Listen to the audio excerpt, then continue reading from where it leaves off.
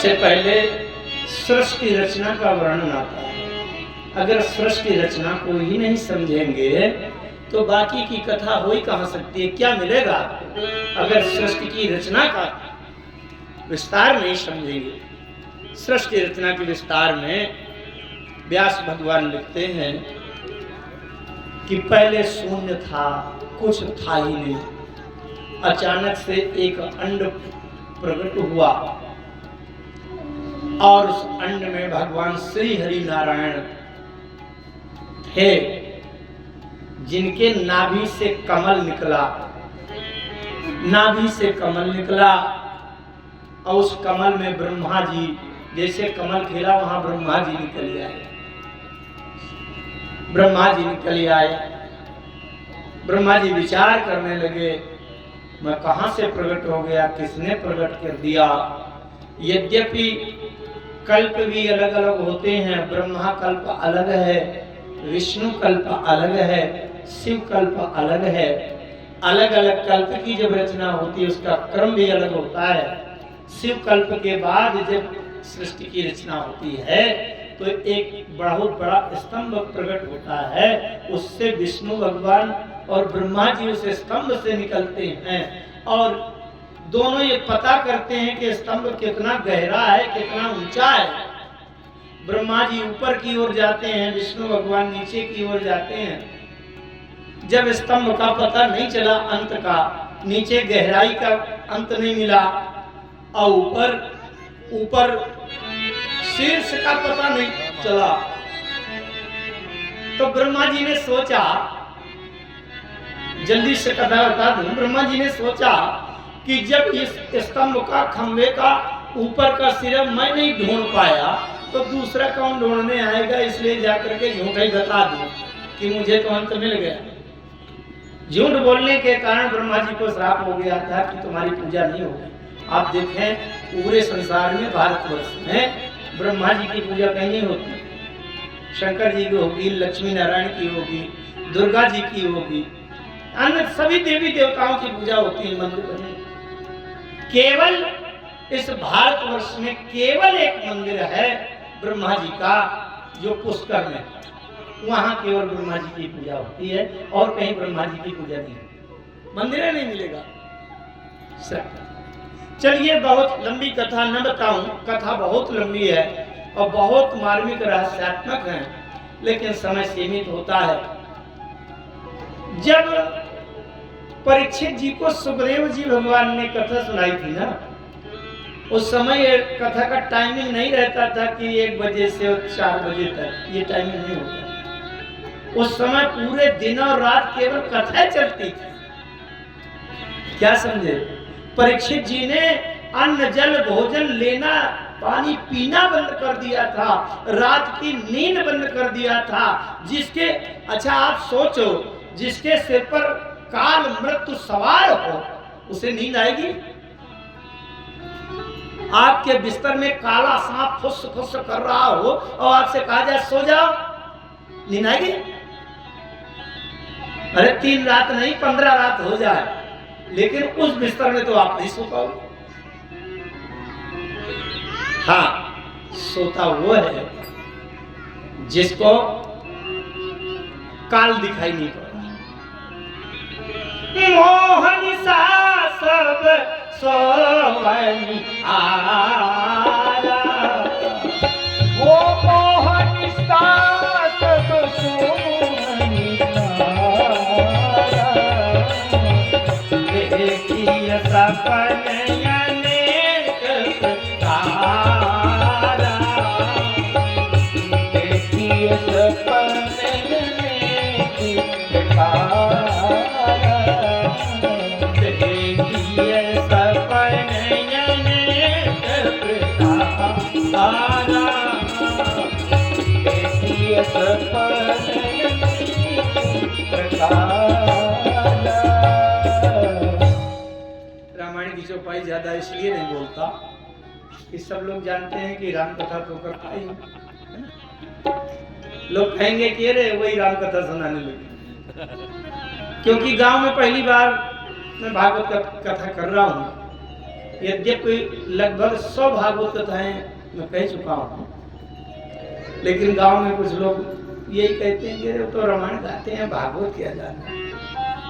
और ठीक बात है, हम जैसे साधारण जीव भागवत जैसा महासागर उसका अंत नहीं मिल सकता।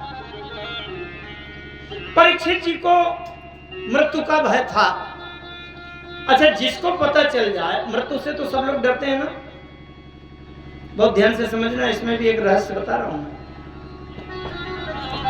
थोड़ा सा मृत्यु को काले सांप के रूप में मान लिया जाए, काले सांप से तो सब लोग डरते हैं कि नहीं? अरे अगर यहां आ जाए, यहां से सरसराते और इधर को बढ़ने लगे उधर से घूम के, तो क्या होगा?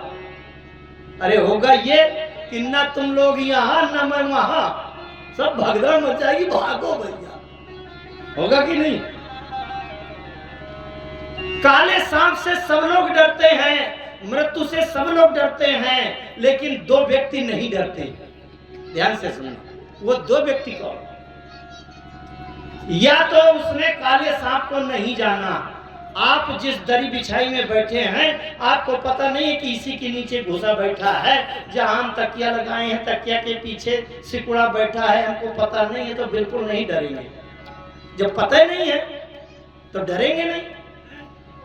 या तो मृत्यु को बिल्कुल नहीं जानता तो वो नहीं डरेगा, और या तो काले सांप को अच्छी तरह से जानता है, वो नहीं डरेगा कि काले सांप को कैसे पकड़ा जाता है और कैसे इसको बंद किया जाता है। वो जो सांप नचाने वाले आते हैं वो तुरंत जाके पकड़ लेते हैं। हम लोग भागते हैं, तू भागो भैया सांप आ गया, और वो तुरंत उसके पीछे जाता है और पूंछ पकड़ के उठा लेता है और वैसे धीरे से लगा के उसका मुंह पकड़ लेता है, बस जो नहीं लगा।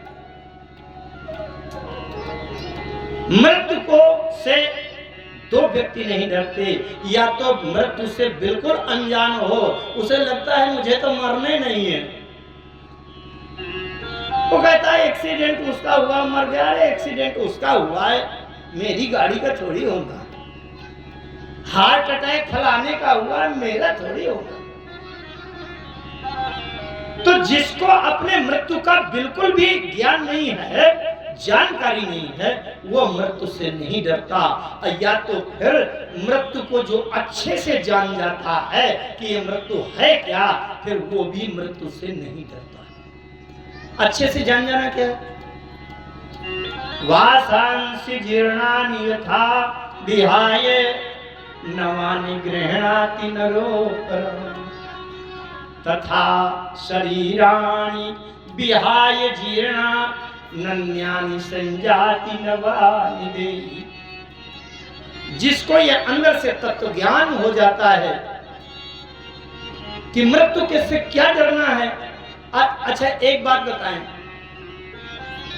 कथा तो हो रही है, कथा सब पूरी होंगी, आप चिंता न करो, लेकिन थोड़ी सी बातें कुछ तात्विक भी होती चले और ज्यादा। एक समय में हम सब लोग बचपन में बच्चे थे, फिर जवान हुए, 10, 12, 15 साल की उम्र हुई, 18 साल की, आज हम 66 साल, 70 साल, कोई 55 साल, कोई 40 साल का बैठा है। तो जो वो शरीर हमारा 10-12 साल की उम्र में था, उछल कूद करते थे, कबड्डी खेलते थे, वो शरीर कहाँ गए? वो शरीर कहीं ना कहीं बदल करके इतना बड़ा लंबा और सफेद दाढ़ी मूंछ और ये सब चश्मा ढक्कन लगा हुआ, ये शरीर तो नहीं था। वो वाला शरीर कहाँ गया? अच्छा, वो वाला शरीर जब बदल गया तो हमने सिर पीट कर रोया तो नहीं कि हमारा ये शरीर चला गया बचपन वाला और ये कैसे आ गया। जिस तरह से यथा यौनम कौमारम यौवनम तथा जरा तथा देहांतर प्राप्तिर तत्र धीरम न मुह्यति। जिस प्रकार से बचपन वाला शरीर छूट गया, गायब हो गया, जवानी वाला शरीर आ गया, जवानी से गायब होते होते मध्य अवस्था आ गई, मध्य अवस्था से के बाद बुढ़ापा आ गया। हम उस शरीर को नहीं रोते तो बुढ़ापा के बाद शरीर नया बदल जाएगा। अच्छा 10-12 साल का ट्रैक्टर हो जाए पुराना और 18 चीजें उसकी खराब हैं, अगले पहिया की बैरिंग भी टूट जाती है, गियर भी फंस जाता है, और 10-12-15 साल का हो गया तो हमारे संतोष यही करते हैं कि अरे अभी एक ट्रैक्टर हटाओ, नया वाला ले आओ। और जब पुराना ट्रैक्टर हटा के बेच के और नया ले आवे तो व्यक्ति प्रसन्न होता है कि नहीं? ये पुराना वस्त्र फट गया, गंदा हो गया, तो अब इसको उतार करके फेंको, नया सिलवा लो तो प्रसन्नता होती है। तो ये शरीर भी जर्जर हो गया, दांत गिर गए, आंख में दिखाई नहीं देता, कान सुनाई नहीं देता, तो भैया ये शरीर बदल के नया शरीर ले लो। संसार में, सृष्टि में हर चीज पुरानी छोड़कर नई लेने में व्यक्ति प्रसन्न होता है, और केवल एक चीज है जो पुरानी छोड़कर नई नहीं लेना चाहता। वो चीज क्या है? वो ये शरीर है। पुराना कुर्ता फेंक कर नया पहनने में सब प्रसन्न होते हैं, ये पुराना घर गिरा करके नया बना लेंगे, बड़ी प्रसन्नता होगी। केवल ये शरीर अगर पुराना वाला बदल कर नया लेना हो उस समय घबराता है व्यक्ति, लेकिन जो ये तत्व से जान लेता है कि ये शरीर माने पैकिंग डिब्बा, बाहर की पैकिंग है, इसको बदलने में कौन सी परेशानी। जो ये तत्व से बात जान लेता है वो मृत्यु से नहीं डरता। परीक्षित जी अभी मृत्यु से डर रहे थे, लेकिन सुखदेव भगवान ने जब भागवत की कथा सुनाई तो ये मृत्यु को तत्व से जान गए। इसके बाद उनको भय से, मृत्यु से कोई भय नहीं रहा, उसको जान गए कि मृत्यु क्या है। सबसे पहले सृष्टि की रचना पर मैं बात कर रहा था। भागवत कथा का प्रारंभ सृष्टि की रचना से होता है। आइए इसी कल्प की बात करें। मैं चारों कल्पों की बात अलग अलग अगर बताऊंगा तो समय बहुत लगेगा, आगे कथा नहीं पाएगी, कथा बहुत आज कहना है।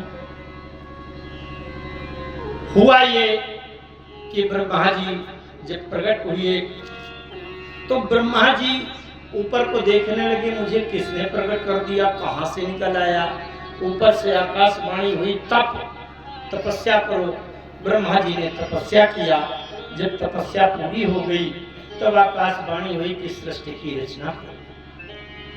सृष्टि की रचना विष्णु भगवान पालन और शंकर जी संहार, ये तीनों अपने मन से नहीं करते, स्वतंत्र नहीं है कि चाहे जब जितना बनाओ, चाहे कम बनाओ, चाहे ज्यादा बनाओ ना, इनके ऊपर भी शासन है किसी का।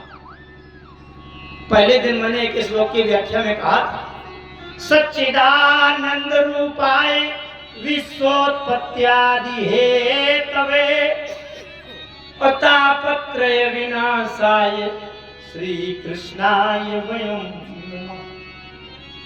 उस असीम अनंत अगाध अखंड उस सत्ता के द्वारा ब्रह्मा विष्णु महेश को भी आदेश किया जाता है कि तुम सृष्टि की रचना करो। जाके बल बिरंची हरि ईसा पालत सृजत हरत दस सीसा। जाके बल हरि ईसा पालत सृजत हरत दस सीसा। पालत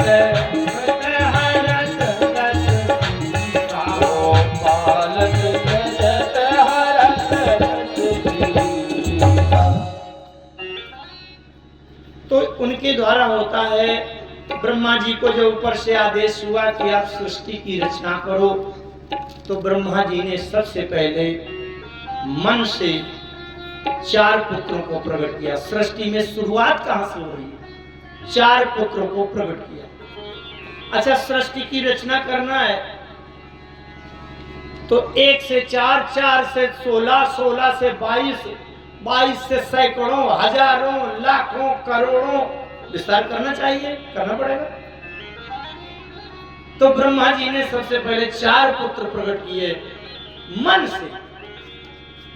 उन 4 पुत्रों का नाम है सनत, सनातन, सनंतन, सनत कुमार। इनको सनकादि कहते हैं। सनकादि क्यों कहते हैं? इन चारों पुत्रों के नाम में सन लगा। सनत, सनातन, सनंतन, सनत कुमार, सन लगा है तो सनकादि कहते हैं। इन चार पुत्रों को प्रकट किया। ब्रह्मा जी ने कहा, पुत्रों सृष्टि की रचना करो। अरे बोले, पिताजी हम इस चक्कर में पड़ने वाले नहीं है। सृष्टि की रचना, संसार की माया लग जाएगी, हम यही नाचते रहे, हम तो चले जंगल, हम ये सृष्टि की रचना नहीं करेंगे। अरे ब्रह्मा जी ने सोचा, तो मैंने तो प्रकट किया, कैसे होगा? फिर दोबारा ब्रह्मा जी को क्रोध आया तो ब्रह्मा जी के भ्रकुटी से, भावों से, यहां से एक काला पुरुष का प्राकट्य जन्म हुआ। उस काले पुरुष को ब्रह्मा जी ने कहा कि सृष्टि की रचना। ये काले पुरुष कौन है? रुद्र भगवान। रुद्र भगवान की उत्पत्ति हुई ब्रह्मा जी से। ब्रह्मा जी ने कहा सृष्टि की रचना करो, तो उनको बड़ा क्रोध आ गया, मुझे सृष्टि की रचना करने के लिए कह रहे। बड़ा क्रोध आ गया। क्रोध से वो अपना शरीर ही खाने लगे। ब्रह्मा जी घबरा गए उनके क्रोध से। अरे बोले, ये तो नहीं करेगा, अब इससे दोबारा कहूंगा भी नहीं, क्योंकि डर लगता है, इतने क्रोध उगल दिया। रुद्र माने होता है क्रोध। भगवान शंकर ही रुद्र हैं, लेकिन हर समय रुद्र नहीं कहा जाता। जिस समय आप पूजा करें, ध्यान से सुनना, जिस समय आप शंकर जी को जल चढ़ावें, फूल चढ़ावें, हाथ जोड़ें, बेलपत्र चढ़ावें, उस समय ये न कहना है रुद्र भगवान। रुद्र तब कहा जाता है जब शंकर जी को क्रोध आता है, संहार के लिए विकराल रूप हो जाते हैं, उस समय रुद्र नाम होता है। जिस समय आप शंकर जी की पूजा करना, उस समय शिव कहना। शिव का अर्थ होता है कल्याण, शंकर का अर्थ होता है सं कल्याणम करोति इति शंकरा। सं कल्याणम करोति इति शंकरा। सं माने कल्याण, जो कल्याण करता है वो शंकर, जो कल्याण का रूप है वो शिव। ऐसा नहीं है कि किसी से भी समय किसी कोई भी नाम ले दिया, नहीं। तो रुद्र का प्राकट्य हुआ, उन्होंने भी सृष्टि की रचना नहीं की। अब ब्रह्मा जी सोच रहे हैं कि अब क्या करूं। ब्रह्मा जी ने मन किया तो उनके कंधे से, दाहिने कंधे से एक पुरुष निकला और बाएं कंधे से एक स्त्री निकली। ब्रह्मा जी ने सोचा कि कब तक मैं अपने पास से प्रकट करता रहूंगा, इसलिए मैथुनी सृष्टि का प्रारंभ होना चाहिए। मैथुनी सृष्टि, मैथुनी सृष्टि का मतलब स्त्री पुरुष का जोड़ा बना दूं और आपस में वो मिलते रहेंगे, व्यवहार करेंगे, अब बच्चे अपने आप पैदा होंगे। अच्छा आप सोचें, बच्चे पैदा करने के लिए कोई अलग से कुछ किया जाता है क्या? अरे हम आप लोग जो व्यवहार करते हैं सुख के और मन के लिए करते हैं, वो तो अपने आप ही पैदा हो। ब्रह्मा जी की ये विधि है। तो ब्रह्मा जी ने सोचा कि अब तो वैसी सृष्टि रचना का सिस्टम बनाना पड़ेगा कि किसी से कहना ना पड़े, अपने आप सृष्टि बढ़े। तो ब्रह्मा जी के दाहिने कंधे से एक पुरुष प्रकट हुआ और बाएं कंधे से एक स्त्री प्रकट हुई। उनका नाम था, दाहिने कंधे से जो पुरुष प्रकट हुआ उनका नाम मनु, और बाएं कंधे से जो स्त्री प्रकट हुई उनका नाम शतरूपा। मनु शतरूपा से जनन करने वाली ये सृष्टि प्रारंभ हुई। स्वयंभुव मनु अरु शतरूपा, स्वयंभुव अरु मनु शतरूपा, स्वयंभुव मनु अरु शतरूपा, स्वयंभुव मनु अरु शतरूपा, स्वयंभुव मनु अरु शतरूपा, स्वयंभुव मनु अरु शतरूपा, जिन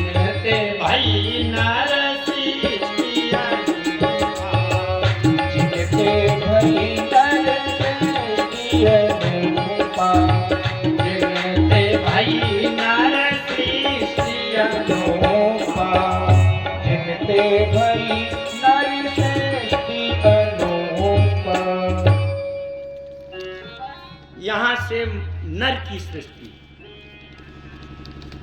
मनुष्य जिसका जन्म हुआ उनका नाम पड़ा मनुज। मनुज शब्द का अर्थ होता है मनु जायते स मनुजा। मनु ज माने जन्म, जिसका जन्म मनु से हुआ है वो मनुज। इसलिए मनु की संतान है तो मानव कहे जाते हैं। मनुष्य जिसका जन्म हुआ मनु की संतान को मानव कहते हैं। अच्छा, तो मनु और शत्रुपा इन्होंने ब्रह्मा जी को हाथ जोड़कर कहा, विधाता हे पितामह, हमारे लिए क्या आदेश है? ब्रह्मा जी ने कहा, तुम लोग मैथुनी सृष्टि का प्रारंभ करो, आपस में तुम मिल करके व्यवहार करो शरीर का, और तुमसे बच्चे पैदा हों। मनु जी ने एक समस्या रखी, बोले हे विधाता ये बताइए कि जब केवल जल ही जल भरा है तब वहां पृथ्वी नहीं थी। जब कभी कोई वैज्ञानिक ढंग से भी पूछना चाहे, मुझको बाहर मिलते हैं ना, वैज्ञानिक ढंग से कहने लगते हैं जब वो पृथ्वी जल में थी तो कौन कहां था, किस पर खड़ा था? वेद का एक सूत्र है, मैं वेदों से भी इस बात को सिद्ध करता हूं और विज्ञान से भी सिद्ध करता हूं। वेदों में एक बात आई, सृष्टि रचना में सबसे पहले क्या निकलता है? आकाशात वायु, वायोरग्निः, अग्नेरापः, आपो भूमिः। ये क्रम है सृष्टि रचना में। सबसे पहले आकाश निकलता है। आकाशात वायु, आकाश से वायु निकलती है, पवन जो हवा चलती है। वायोरग्नि ही, वायु से अग्नि प्रकट होती है और अग्नि से जल उत्पन्न होता है और जल से पृथ्वी निकलती है। इसीलिए जब इसका प्रलय होता है ना तो ठीक उल्टा उसी तरह पैक होता चला जाता है। जब प्रलय आएगा तो इतनी जलधारा बरसेगी, हाथी की सूंड के समान मोटी जलधारा, माने हजारों लाखों करोड़ों वर्षों तक लगातार रात दिन अविरल, माने उसकी धारा टूटेगी नहीं, बंद नहीं होगा 10 मिनट के लिए, ऊपर से बरसती ही रहेगी। तो पूरी धरती डूब जाएगी, हिमालय आदि पर्वत डूब जाएंगे और जल बढ़ता जाएगा, ये सूर्य चंद्रमा सब डूब जाएगा, इतना जल बरसेगा। फिर इसके बाद शेषनाग के मुंह से ऐसी अग्नि की ज्वाला निकलेगी और करोड़ों वर्षों तक, अरबों वर्षों तक तो पूरा जल सूख जाएगा। सूख करके पृथ्वी फिर एकदम अग्नि की ज्वाला, अग्नि का एक पिंड बन जाएगा और फिर से जल बरसेगा। ये क्रम अग्नि से सुखाना, जलाना और पानी बरसकर फिर डुबाना, ये हजारों बार होता है ताकि कोई जीव इस सृष्टि में बच न जाए। ये प्रलय है। लेकिन सृष्टि की जब रचना होती है तो पहले आकाशात वायु, वायोरग्नि, अग्नेरापा, आपो भूमि। इसको रामायण की एक चौपाई में गोस्वामी जी ने वेदों का क्रम दिया। इसीलिए रामचरितमानस संपूर्ण वेदों का सिद्धांत है, सारे शास्त्र हैं। गगन समीर अनल जल धर, ओ गगन समीर अनल जल धर, गगन समीर अनल जल धरनी, ओ गगन समीर अनल जल धरनी, इन्हें कैलाश सहज करे, इन्हें कैलाश सहज करनी, इन्हें कैलाश सहज करनी, इनकर नाथ सहज जल करणी। विज्ञान में भी आकाश में सब कुछ भरा है, आकाश में सब कुछ भरा है। आकाश में हवा भरी है, और हवा ना हो तो आग प्रकट नहीं हो सकती। आप आग जलाना चाहते हो और ऊपर से पत्थर रख करके दबा दीजिए तो पत्थर के नीचे आग रहेगी नहीं, बुझ जाएगी। हवा चाहिए। और आग जब जलती है उसी के बाद ये भाप पानी क्यों बरसता है? वैज्ञानिक दृष्टि से देखें, पानी क्यों बरसता है? जब जेठ की गर्मी में आग बरसती है गर्मी, तब समुद्र से भाप निकलती है और वही आकाश में जाकर के ठंडा होकर के टपक के हमारे तालाब भर जाते हैं, कुआं भर जाते हैं। अग्नि से जल, और जल जब सूख जाता है तब वो पृथ्वी निकलती। मनु जी महाराज ने ब्रह्मा जी से एक समस्या बताई। बोले विधाता, एक समस्या ये है कि हम मैथुनी सृष्टि प्रारंभ तो करें, लेकिन जब यहाँ जल ही जल भरा हुआ है, जल तक की रचना हो पाई थी और जल ही जल भरा हुआ है, तो अब बिना पृथ्वी के हम रुकेंगे कैसे, टिकेंगे कैसे? हम जिन बच्चों को पैदा करेंगे वो बिना पृथ्वी के, बिना आधारभूता के, आधार के बिना रहेंगे कैसे? इसलिए सबसे पहले तो आप पृथ्वी की व्यवस्था करिए। ब्रह्मा जी ने कहा पृथ्वी तो अभी जल के भीतर है, अब जल से कोई बाहर निकाले तभी निकलेगी। मनु जी महाराज ने कहा कि तो जल से बाहर निकालने की व्यवस्था आप करिए, आप करिए। अब इतना कहते ही ब्रह्मा जी की नाक से एक मैल छींक आई, और छींक में कभी कभी मैल निकल आता है ना नाक से। अब जब मैल निकला तो उसमें एक छोटा सा सूकर का बच्चा निकल आया, सुअर का बच्चा। और देखते ही देखते वो सुअर छोटे से बड़ा हो गया। संसार में जो सुअर होते हैं इनके बच्चे बढ़ने में तो कुछ समय लगेगा, महीना 2 महीना 4 महीना साल, जितने समय में जिस जीव का बच्चा बड़ा होता है उतना समय लगेगा। और वो देखते ही देखते तत्काल वो सूकर छोटे से बड़ा, बड़ा से बड़ा, बड़ा से बड़ा, और इतना बड़ा हो गया कि पर्वताकार हो गया, दहाड़ने लगा। ब्रह्मा जी हाथ जोड़कर खड़े हो गए। ये सूकर कौन है? भगवान श्री हरि स्वयं ही सूकर के रूप में, बाराह के रूप में अवतार लिया। बोलिए बाराह भगवान की जय हो। ये बाराह अवतार हुआ।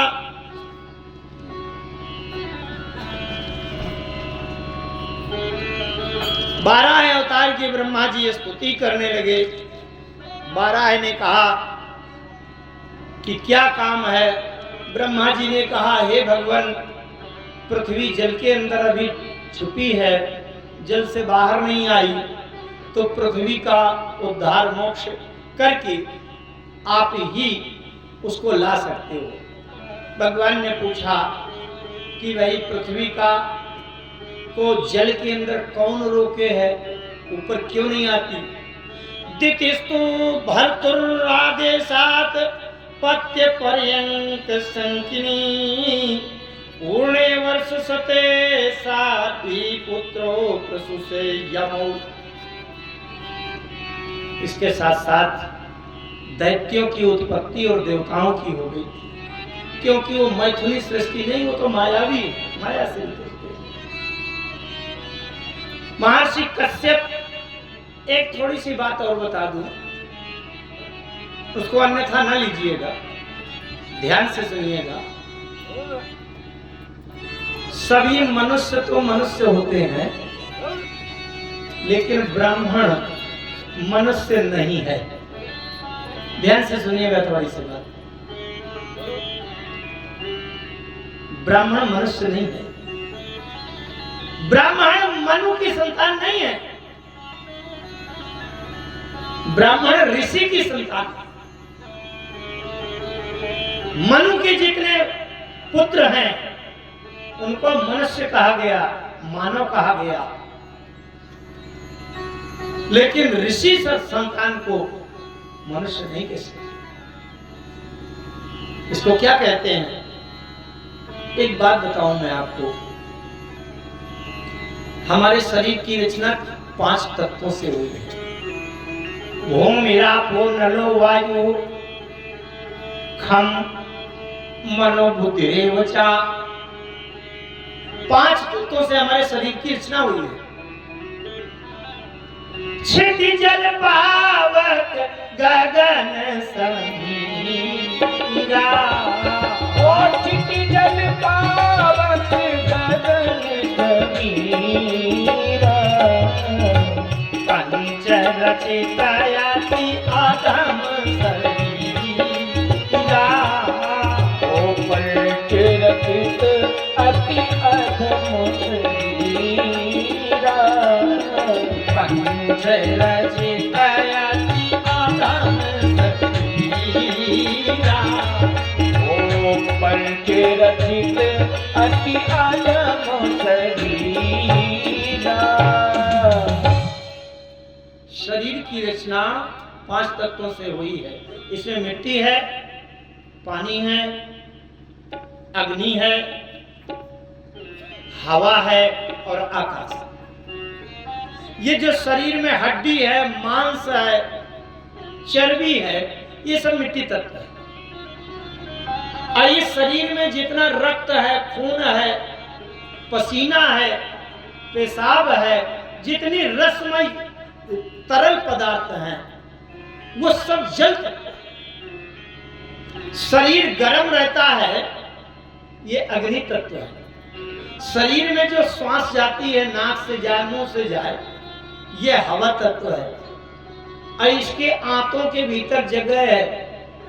अभी हम 1 लीटर दूध पी लेंगे तो खाली जगह थी तभी पी लिया ना, तो जो खाली जगह है वो आकाश तत्व है, वो आकाश तत्व है। लेकिन इनका अनुपात निश्चित है। संसार में सबके शरीर बराबर नहीं है। मछली के शरीर में कम ज्यादा चीजें हैं, मनुष्य के में कम ज्यादा है। कैसे? मनुष्य के शरीर में 80% मिट्टी होती है, मिट्टी। इसीलिए जब हम तालाब में जाते हैं ना, तो हमारा शरीर डूब जाता है नीचे। अगर तैरना न जानते हो और न तैरे, हाथ में कुछ न चलाएं, तो नीचे डूब जाए। क्यों? क्योंकि मिट्टी ज्यादा है। पानी में मिट्टी डालोगे तो मिट्टी नीचे चली जाएगी। लेकिन जिसमें हवा भरी हो, गुब्बारा में हवा भर दीजिए, ट्यूब में हवा भर दीजिए और तालाब में डालिए, वो नहीं जाएगा नीचे, क्योंकि इसमें हवा ज्यादा भरी है ना? तो हमारे शरीर में 5 तत्व हैं, लेकिन देवता और प्रेत, इनके शरीर में मिट्टी होती ही नहीं है बिल्कुल। उसमें 80% हवा होती है, 80% हवा होती है, और जरा सा उसमें नाम, लेकिन मिट्टी तो होती ही नहीं है। देवता और भूत प्रेत पिशाच, इनमें मिट्टी तत्व तो होता ही नहीं बिल्कुल। 4 तत्व का शरीर उनका होता है जीवन। इसीलिए लोग कहते हैं, अगर कोई भूत प्रेत की बात बतावे कि भैया मेरे सामने निकला, झड़ू लगाओ, चलो बाबा, कहा थे ना, तो फिर दूसरा कहता है कि क्या पता कि वो प्रेत था। अरे उसने कहा मैंने देखा कि भागत चलो जाते हो के पांव के निशान धोरू में न बने रहा। क्यों? क्योंकि प्रेत का शरीर हवा का होता है, मिट्टी उसमें बिल्कुल नहीं होती। लेकिन इस कारण से वो कभी पृथ्वी को स्पर्श नहीं कर सकता। वो ऐसा लगेगा कि नीचे तक पांव है, लेकिन जरा सा गैप बना रहेगा और पृथ्वी को छू नहीं सकता भूत प्रेत। तो पृथ्वी को छू नहीं सकता क्योंकि वायु प्रधान है, वायु प्रधान है। अच्छा, तो इस कारण थोड़ा सा ध्यान दीजिएगा जो मैं विषय जो मैंने लिया था।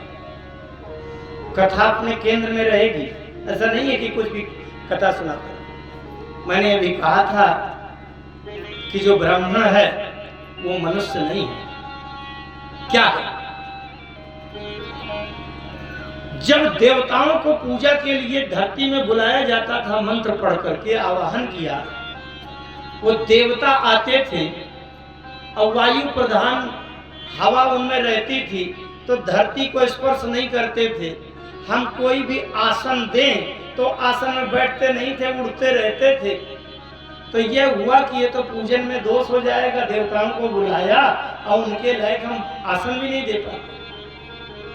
देवता धरती में, इसीलिए आपने देखा होगा टीवी में कभी जब धार्मिक सीरियल आते हैं और उसमें इंद्र का दृश्य दिखाया जाएगा या ब्रह्मा जी दिखाई जाएंगे और इंद्र का दरबार, वहां अप्सराएं दिखाई जाएंगी, तो नीचे से धुआं उड़ता रहता है और धुएं में उसको दिखाते हैं देवता इंद्र और ये सब बात करते हैं। वहां धरती में खड़े नहीं दिखाते।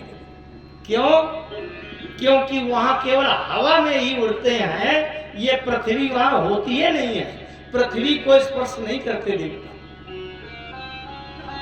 तो अब ये समस्या आ गई कि देवताओं को जब पूजा के लिए उनका आवाहन करेंगे, आवाहन माने उनको बुलाएंगे, अब उनको आसन भी नहीं दे पाएंगे तो पूजा कैसे होगी, तो दोष लगेगा।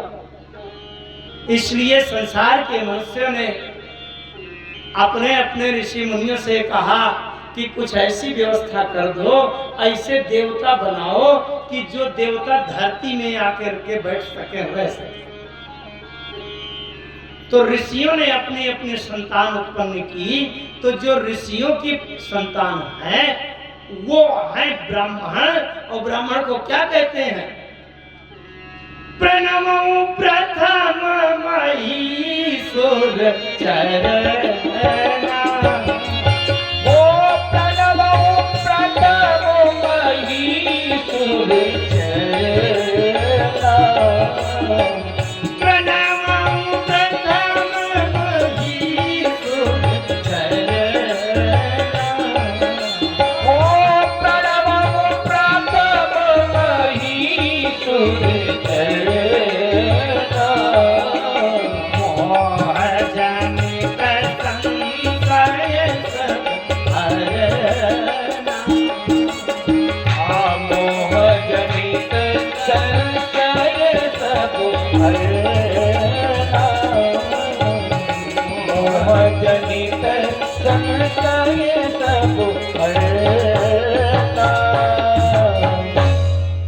धरती में देवताओं को उतारा गया। तो जो धरती में रहने वाले देवता हैं उनमें मिट्टी तत्व उनके शरीर में डालकर बनाया गया कि ये धरती पर ही रहें। जो धरती के पृथ्वी के देवता हैं वो है ब्राह्मण, इसीलिए उनको भूसुर कहा जाता है। भू माने पृथ्वी, सुर माने देवता, महिसुर कहा जाता है। ये महिसुर है। फिर देखिए आप शास्त्र का सिद्धांत, देवता कौन है? देवाह मंत्राधीना, सभी देवता मंत्रों के अधीन होते हैं।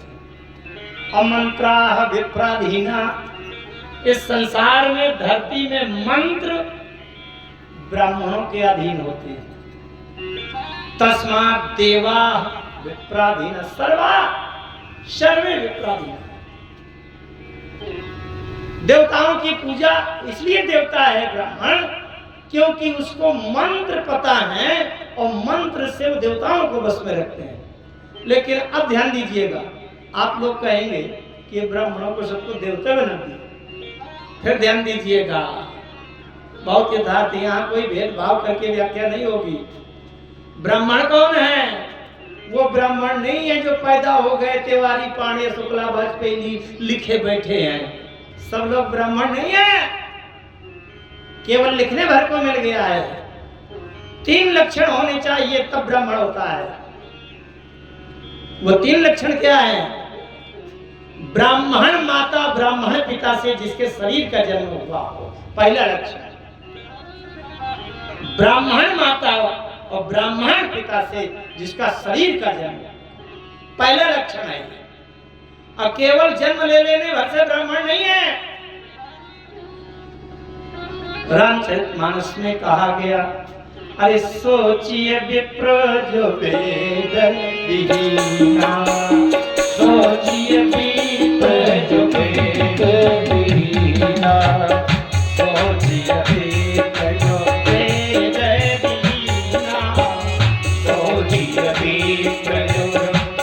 वेद बीना तज निज धर्म विषय लय लीना तज निज धर्म विषय लय लीना तज निज धर्म विषय लय लीना तज निज धर्म विषय लय लीना। सोचिए विप्र जो वेद विहीना,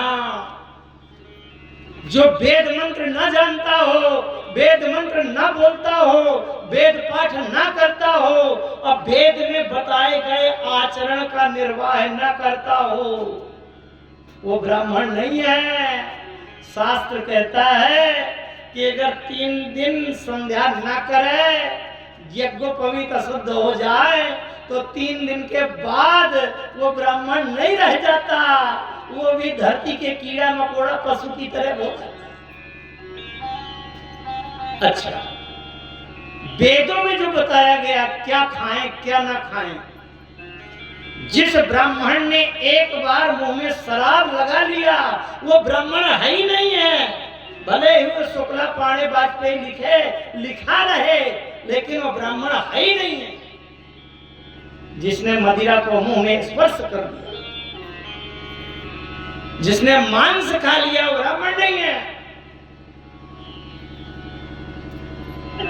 विप्र विवेकी वेद विद सम्मत साधु सुजाति, अजिन धोखे मदपान किए सचिव सोच यही भांति। अगर किसी से भूल हो गई है और उसको वास्तव में पश्चाताप है तो प्रायश्चित करने का विधान है। ऐसा नहीं है, भूलें होती हैं जीवन में, लेकिन जब वो प्रायश्चित कर लेगा और फिर से शुद्ध होगा तब फिर से ब्राह्मणत्व को प्राप्त होगा। बल्कि शास्त्र की बात कहने में मुझे संकोच नहीं है। शास्त्र ने ये तक लिखा है कि अगर जर्दा तमाकू किसी ने मुंह में खा लिया, अगर वेद मंत्रों का उच्चारण करता है, वो ब्राह्मण नरक जाता है, उससे बड़ा अपराध नहीं। जिस समय मुंह में तमाकू खा लिया हो उस समय वेद मंत्र नहीं बोलना चाहिए।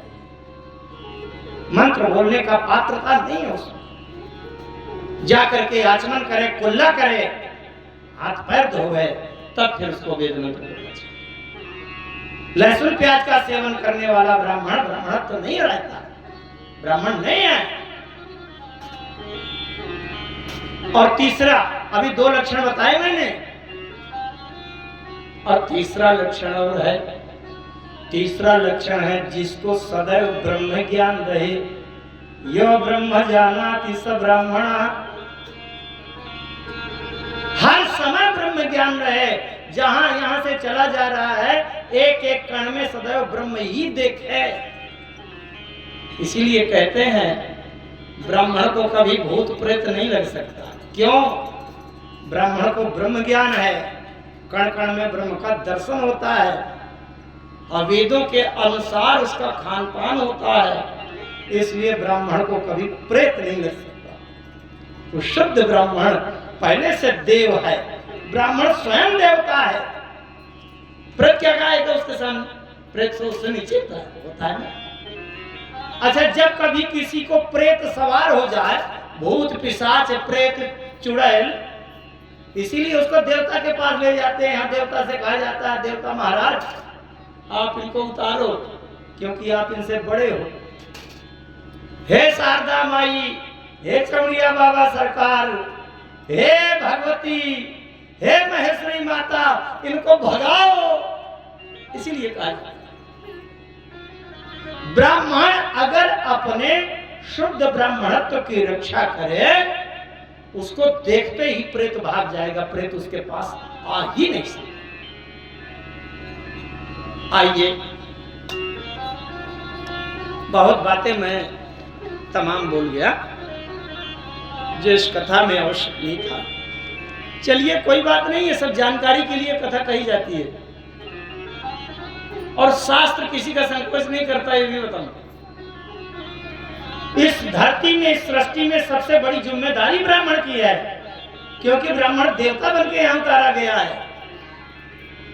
इसीलिए कहते हैं अगर रेलगाड़ी लड़ जाए तो सबसे बड़ी जिम्मेदारी रेल मंत्री की होती है।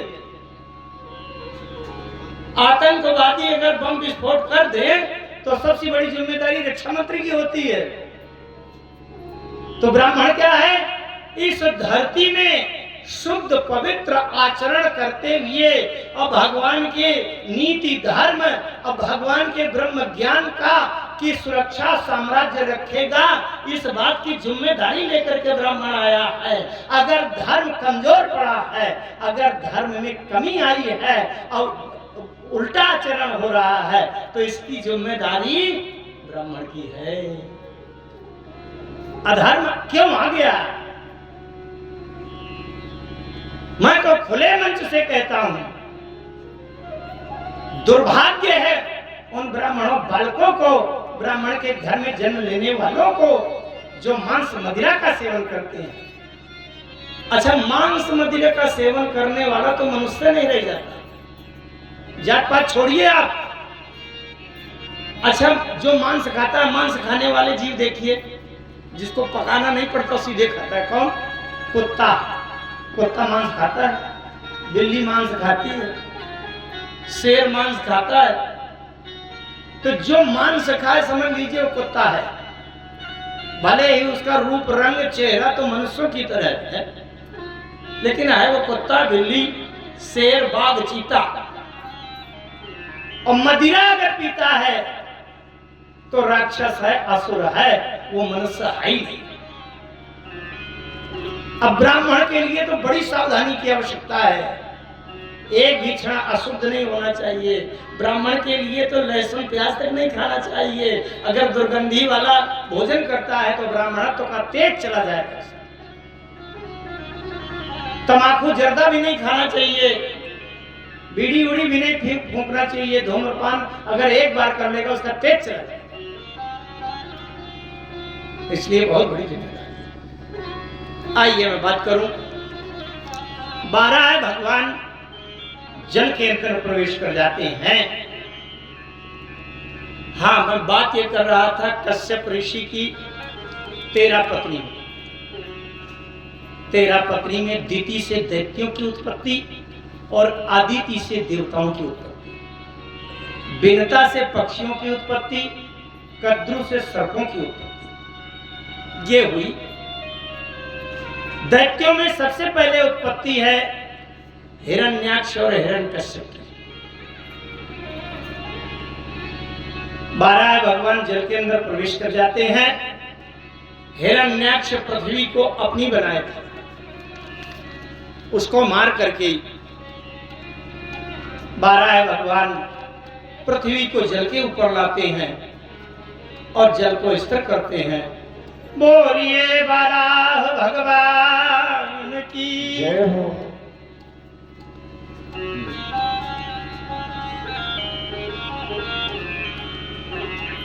प्रियव्रतोत्तान पादौ सुतौ स्वयं भुवस्य वै यथा धर्मं जुगुपतौ सप्तद्वीपवती मही।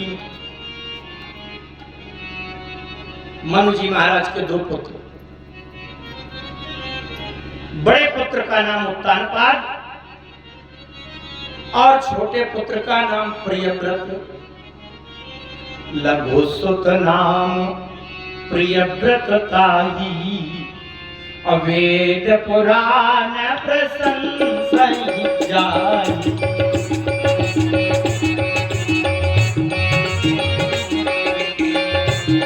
वेद पुराण प्रशंसहि जाहि। लघु सुत नाम प्रियव्रत ताही, लघु सुत नाम प्रियव्रत ताही। वेद पुराण प्रशंसहि जाहि। वेद पुराण प्रशंसहि जाहि।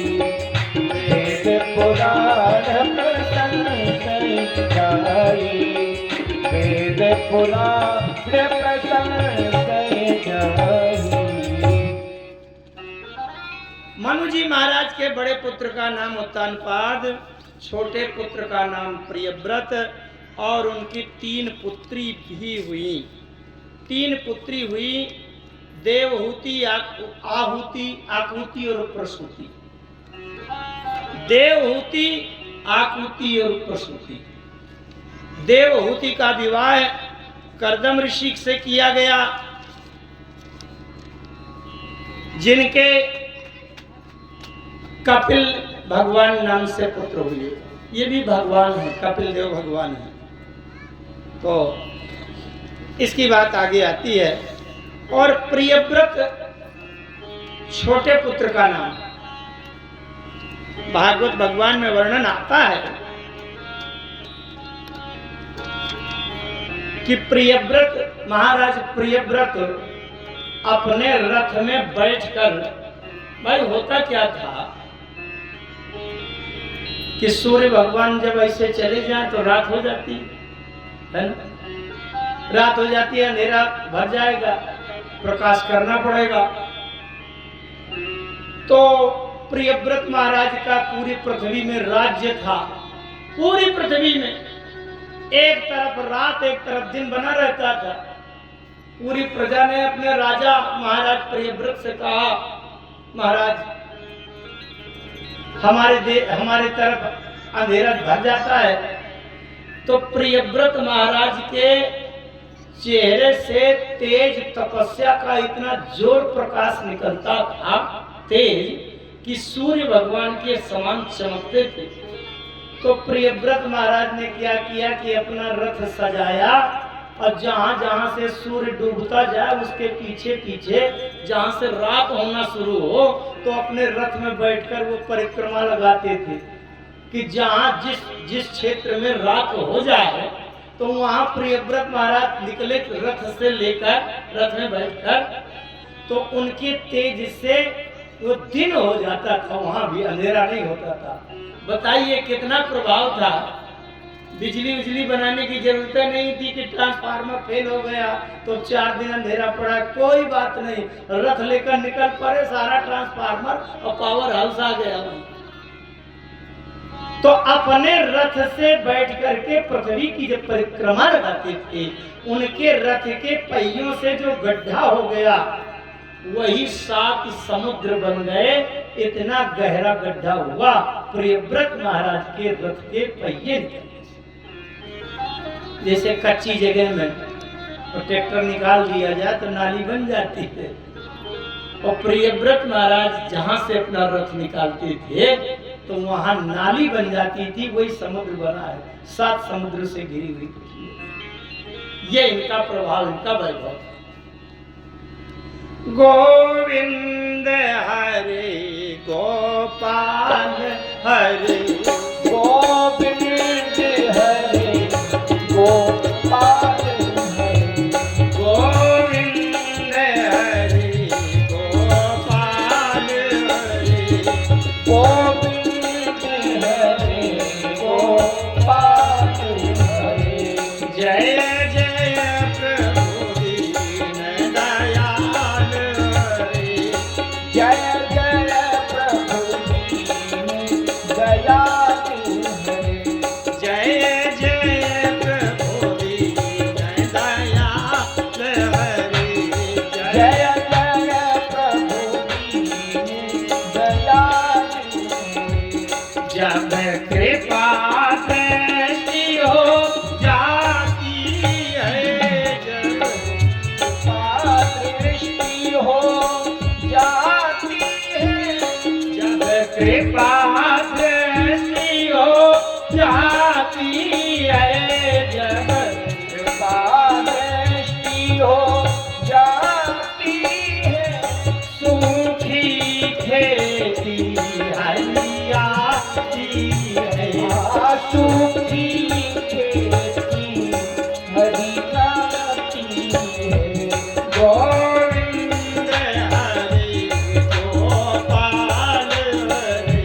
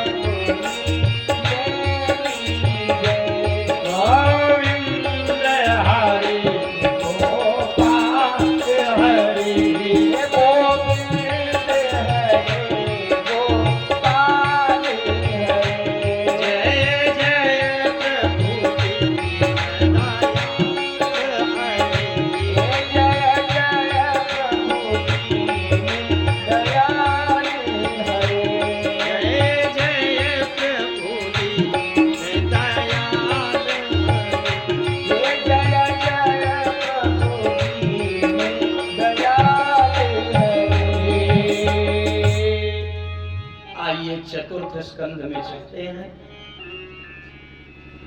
मनोस्तु शत्रुपायाम तिस्रा कन्यास्य जज्ञिरे आकुतिर्देवहूतिश्च प्रसूतिरिति विश्रुताः। आकृति, देवहूति और प्रसूति नाम की 3 कन्या हुई। आकुतिम रुचये प्रादादपि भ्रामृतिम नृपः पुत्रिका धर्ममाश्रित्य शतरूपानुमोदिता। जिसमें आकुति का विवाह रुचि नाम के प्रजापति से हुआ, जिनके यज्ञ भगवान नाम से पुत्र उत्पन्न हुए। आप लोग सोचते होंगे या कभी कोई किसी के प्रश्न आता होगा कि जब ब्राह्मणों का काम है कि धर्म का प्रचार, धर्म का आचरण करें, तो बिना दक्षिणा के कथा क्यों नहीं सुनाते? धर्म करते रहे, दक्षिणा की क्या आवश्यकता है? तो यज्ञ भगवान की पत्नी है दक्षिणा। यज्ञ भगवान है, यज्ञ जो किया जाता है, हवन जो किया जाता है, वो यज्ञ भगवान है। और यज्ञ भगवान की पत्नी का नाम है दक्षिणा। अगर किसी को प्रसन्न करना चाहते हैं तो उनकी पत्नी को आप ज्यादा प्रसन्न करें तो ज्यादा ठीक रहे। इसलिए दक्षिणा जब तक साथ में नहीं होगी तब तक यज्ञ भगवान अधूरे रहेंगे और यज्ञ भगवान भी संतुष्ट नहीं होंगे।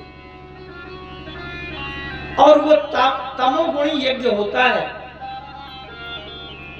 विधिहीनम असृष्टान्नम मंत्रहीनम अदक्षिणम श्रद्धा विरहितम यज्ञम तामसम परिचक्षते। विधिहीनम असृष्टान्नम, अगर कोई यज्ञ, ये भी यज्ञ है, कथा भी यज्ञ है। लिखा आपने देखा होगा कहीं न कहीं, ज्ञान यज्ञ, भागवत सप्ताह ज्ञान यज्ञ। यज्ञ 4 प्रकार के होते हैं। ज्ञा द्रव्य यज्ञास्तपो यज्ञ योग यज्ञास्तथा परे अज्ञान यज्ञाश्चायते संसितव्रताः। 4 प्रकार के द्रव्य यज्ञ, योग यज्ञ, जप यज्ञ, दान यज्ञ। भगवान कृष्ण कहते हैं यज्ञा नाम जप यज्ञोऽस्मि। तो ये भी यज्ञ है। यज्ञ की पत्नी का नाम है दक्षिणा। अगर आप दक्षिणा नहीं देते तो यज्ञ की पत्नी को तो आपने सम्मान नहीं किया, तो यज्ञ भगवान को प्रसन्न नहीं हुआ। तो वहीं से उत्पत्ति हुई मनु जी की 3 बेटियों से। तो आकृतिम रुचये प्रादादपि भ्रातृमतीम नृपा। आकृति को दे दिया रुचि नाम के प्रजापति, उनसे यज्ञ भगवान का जन्म हुआ। उनकी पत्नी का नाम है दक्षिणा। फिर आगे प्रसूति नाम की जो कन्या है, दक्षाय ब्रह्मपुत्राय प्रसूतिम भगवान मनु। प्रसूति नाम की पुत्री का विवाह दक्ष के साथ कर दिया गया। दक्ष की 60 कन्याएं हुई। दक्ष की 60 कन्याओं में 13 कन्या तो कश्यप ऋषि को विवाही है और 27 कन्या चंद्रमा को भी आई है। ये जो 27 नक्षत्र है ना, ये दक्ष की पुत्री हैं, दक्ष की बिटिया हैं। एक पुत्री का विवाह भगवान शंकर के साथ हुआ, भगवान शिव के साथ। उनका नाम सती। सती जी का विवाह भगवान शिव के साथ हुआ। और देवहूति का विवाह किसके साथ? कर्दम ऋषि। देवहूति पुनीता सुकुमारी।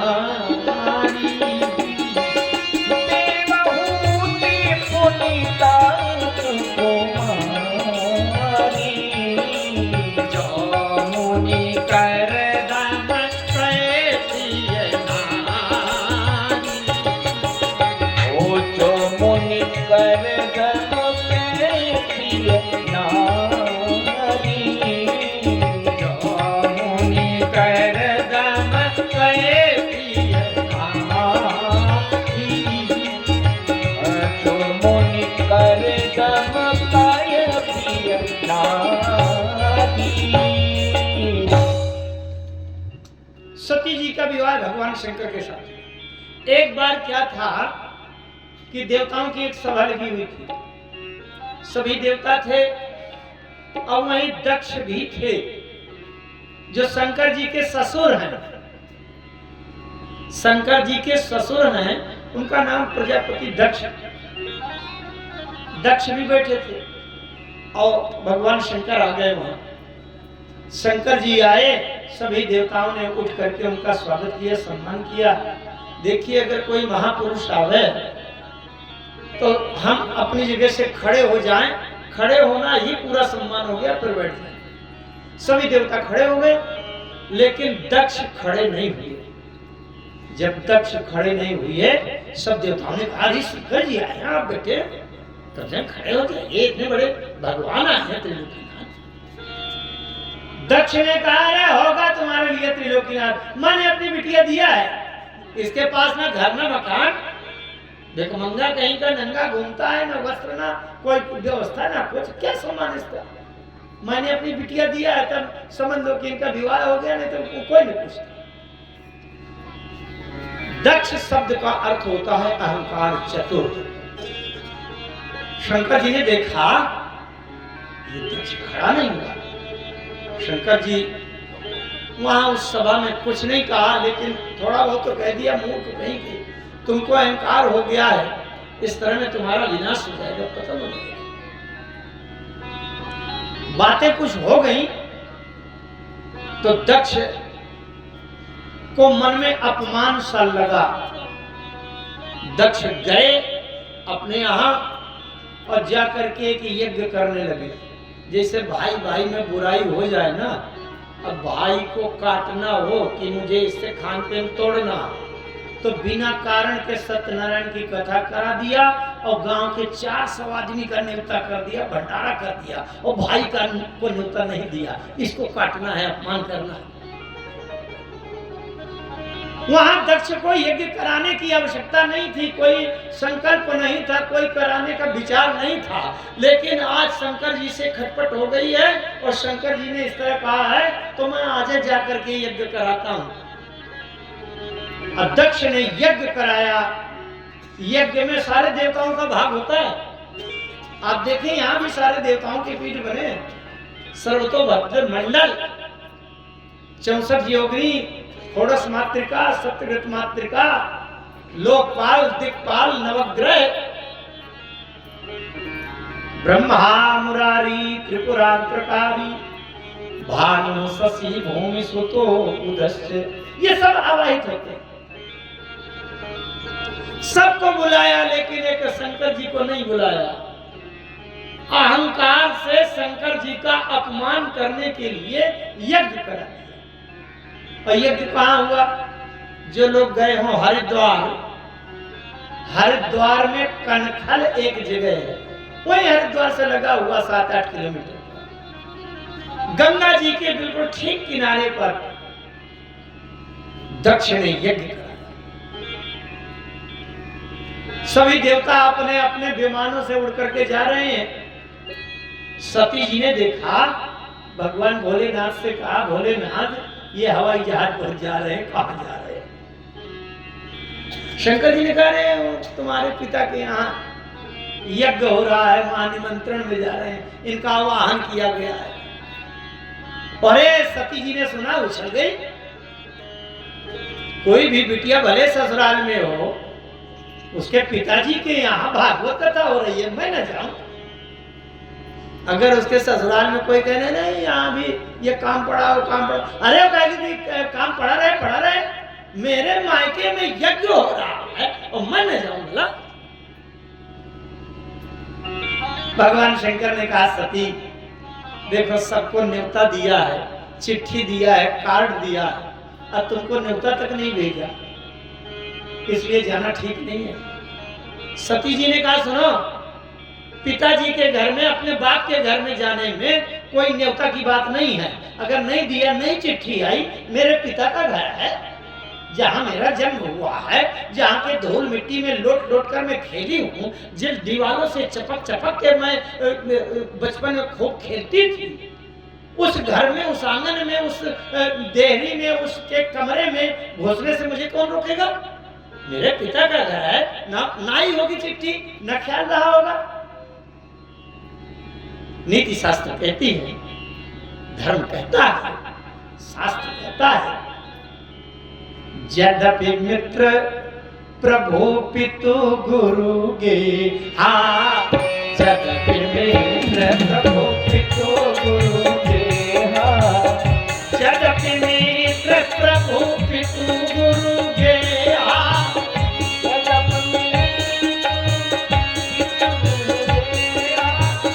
जाइए बिनु बोले हो ना संदेहा, जाइए बिनु बोले हो ना संदेहा, जाइए बिनु बोले हो ना संदेहा, जाइए बिनु बोले ना संदेहा। अपने मित्र के घर में, जहाँ अपना पराया का भेद बिल्कुल नहीं है, इतनी मित्रता है कि सब एक दूसरे से एक एक श्वास की बिल्कुल मिलान बनी रहती है। वहां अगर कोई चिट्ठी न दे, अब भूल गया हो न्योता देने में, तो कहेगा अरे मेरा मित्र है भाई, वहां ना आया होगा न्योता, चला जाऊंगा। यद्यपि मित्र प्रभु, अपने स्वामी के यहाँ, जिसके यहाँ नौकरी करते हैं, सर्विस करते हैं, और गांव में भी अगर वहां उनके यहाँ आप काम करते हैं, उनके घर में कोई उत्सव रहा, वहां न्योता ना भी हो, तो अपने स्वामी के यहाँ चले जाने से। बड़े मंत्री महोदय, विधायक, सांसद जब कुछ करते हैं तो उनके नौकर चाकर भले ही न न्योता हो तो वहां चले जाते हैं। यद्यपि मित्र प्रभु पितु, अपने पिता के घर में अगर ना भी बुलावे तो चले जाने में कोई दोष नहीं। अब गुरु के घर में ध्यान देना, गुरु के घर में कोई काम काज, अवसर, उत्सव हो रहा हो, अगर न्योता नहीं भी आया, अरे भीड़ भाड़ में काम ज्यादा होने के उसमें कभी भूल गया, तो गुरु के घर में बिना बुलाए चले जाने में कोई दोष नहीं है। यद्यपि मित्र प्रभु पितु गुरु के हा, जाइए बिनु बोले, बिना बुलाए भी चला जाए तो उसमें कोई दोष, अपना अपमान नहीं होता। लेकिन भगवान शंकर ने कहा कि तदपि विरोध माने जहाँ कोई, हो तदपि विरोध माने जहाँ कोई, कहाँ गए कल्याण न होई, हो तहाँ गए कल्याण न होई।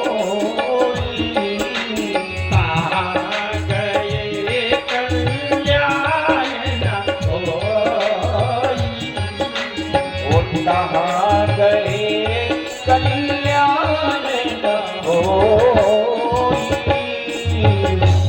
भगवान शंकर ने कहा अगर कोई काम के भार के जिम्मेदारी के कारण भूल गया हो तब तो चले जाना ठीक है, लेकिन जिसने जानबूझकर अपमान करने के लिए छोड़ा हो, अब आप पहुंच गए बिना बुलाए, और वहां उसने कह दिया क्यों आ गए, किसने बुलाया तुमको, हटो बाहर, तो फिर उससे बड़ा नरक नहीं है।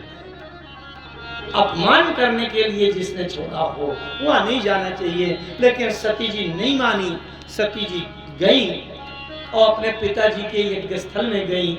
हरिद्वार में कनखल में यज्ञ हुआ है। एक विशेषता है सती जी में, संसार की सारी नारी जाति जन्म कहीं होता है और उनकी चिता कहीं दूसरी जगह जलती है। भाई जन्म हुआ है पिता के घर में और उसकी मृत्यु होगी पति के घर में, तो चिता जलेगी पति के घर में। लेकिन सती जी में एक विशेषता है कि जहां जन्म हुआ है वहीं उनकी चिता भी जली है। उसी जगह में जिस धरती में जन्म हुआ वहीं उनकी चिता भी जली। ये विशेषता। सती जी गई, सती ने जाकर के अपने पिता दक्ष का यज्ञ भाग देखा। सारे देवताओं के पीठ थे, सर्वतोभद्र मंडल है, ये वो है वो है वो, लेकिन शंकर जी कहीं नहीं है। सती जी को बड़ा दुख हुआ, क्रोध आ गया उनको और उन्होंने कह दिया कि अब जो हमारे पति का शंकर जी का अपमान किया है वो पिता भी देख लेगा, ये उसका फल परिणाम और ऐसा कह करके योगाग्नि में शरीर भस्म कर दिया। उसी यज्ञ कुंड में अपने योग की अग्नि निकाली, यज्ञ की अग्नि में नहीं, योग की अग्नि, अपने अंदर से अग्नि निकाल दिया और उसी अग्नि में भस्म हो गई। अस कही जोग अग्नि तंजारा, भय उस सकल मुख हाहाकारा, पूरा यज्ञ विध्वंस। अच्छा, यज्ञ के भीतर कोई एकदम भस्म होकर और आत्मदाह कर दे तो यज्ञ तो विध्वंस हो ही गया। भृगु ऋषि थे, उन्होंने यज्ञ की रक्षा कर लिया। सती जी के साथ 2 भगवान शंकर के गण गए थे, वो यज्ञ की विध्वंस करने लगे, लेकिन भृगु ऋषि ने मंत्र पढ़ करके यज्ञ की रक्षा कर लिया। और वो आए, उन्होंने गणों ने बताया शंकर जी से, भोलेनाथ जगदम्बा सती जी तो भस्म हो गई और हम यज्ञ को नष्ट कर रहे थे, लेकिन भृगु ऋषि ने रक्षा कर लिया। समाचार जब शंकर पाए, वीरभद्र को पठाए, वीरभद्र नाम के अपने दूतों को गणों को भेजा। उन वीरभद्र ने जाकर के पूरा यज्ञ विध्वंस कर दिया और वहां जाकर के ऊखा नाम के ऋषि थे, उनके दांत तोड़ दिए, भृगु ऋषि की दाढ़ी उखाड़ लिया और ऊखा ऋषि के दांत तोड़ दिए। तो बोले हमारे दांत तोड़ दिए तो हम खाएंगे कहां से? बोले सतुआ घोल घोल पियो। वहां से सतुआ की उत्पत्ति हुई, सतुआ का भोजन वहीं से शुरू हुआ। जिसके दांत ना हो तो सतुआ घोल के पिए। शंकर जी बड़े क्रोध में आकर के पहुंच गए और दक्ष का सिर काट दिया। दक्ष का सिर काट दिया। अब दक्ष बिना सिर के हो गए। सब ने हाहाकार मच गया। सब ऋषि मुनि देवताओं ने भगवान शंकर से स्तुति किया, भोलेनाथ अब सृष्टि का विनाश हो जाएगा, प्रलय हो जाएगा, आपका क्रोध कोई संभाल नहीं पाएगा, इसलिए भगवान प्रसन्न हो जाइए, अब दक्ष के इस अपराध को, अहंकार को क्षमा कर दीजिए। तो भगवान शंकर ने एक बकरा का सिर ला करके और दक्ष के शरीर के ऊपर मुंडी की जगह लगा दिया। तो दक्ष का सिर बकरे का सिर है। भागवत में विस्तार से वर्णन है इसका। और जब बकरा का मुंह लग गया तो भगवान शंकर ने ये कहा कि जब कोई भक्त मुझ में जाकर के जल चढ़ाएगा और जल चढ़ाने के बाद 2 मुट्ठी ऐसे चापे शिव जी के लिंग में, भगवान शंकर में, और उसके बाद नीचे की ओर मुंह करके ऐसे कहा जाता है। ये उसी दक्ष की आवाज में भगवान शिव की स्तुति है। शंकर जी ने कहा जब तक कोई ये आवाज नहीं निकालेगा तब तक मैं प्रसन्न नहीं होऊंगा, उसके ऊपर कृपा नहीं करूंगा। इसलिए शंकर जी ने जल चढ़ाकर फूल पत्ती बेल पत्ती जो कुछ भी हो करें और 2 मुट्ठी ऐसे करें और उसके बाद ऐसे ऐसे करना चाहिए, मुंह हिला के और गाल बजा के ये करना चाहिए। आइए हम लोग फिर भोले बाबा की छोटी सी स्तुति करेंगे, मीठी मीठी तालियां बजाते हुए। शिव नाम से है जगत में उजाला, हरि भक्तों के मन में। आइए सभी तालियों की सेवा करते हुए गाएंगे, बोले शंकर भगवान की जय हो। शंभू बाबा मेरे ये भोलेनाथ, तीनों लोक में तू ही तू, सिद्धार्थ में मेरा मन बिन पत्री, जीवन भी अर्पण करूं। शंभू बाबा मेरे भोलेनाथ, तीनों लोक में तू ही तू। ओम नमः शिवाय, ओम नमः शिवाय, सभी लोग आइए। ओम नमः शिवाय, ओम नमः शिवाय, ओम नमः शिवाय, ओम नमः शिवाय, ओम नमः शिवाय, ओम नमः शिवाय, ओम नमः शिवाय, ओम नमः शिवाय। शंकर भगवान की जय हो।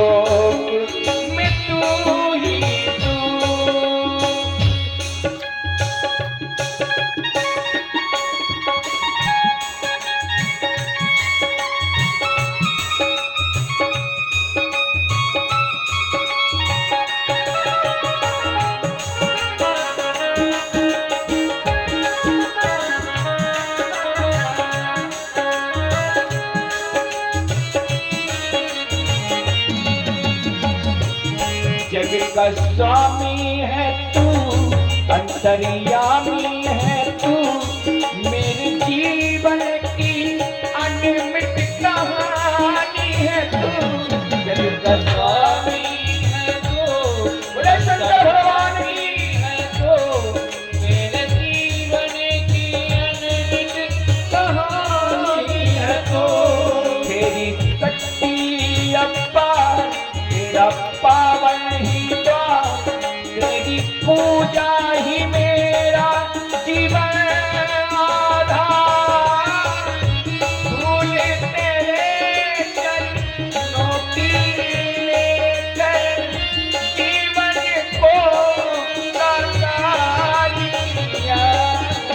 ये शंभू बाबा, ये भोला, तीनों लोक में तू ही तू। ओम नमः शिवाय, ओम नमः शिवाय, ओम नमः शिवाय, ओम नमः शिवाय, ओम नमः शिवाय, ओम नमः शिवाय, ओम नमः शिवाय, ओम नमः शिवाय। बेटा तुम मेरा मन में पत्री, जीवन भी आज बने कर दूं। हे शंभू बाबा,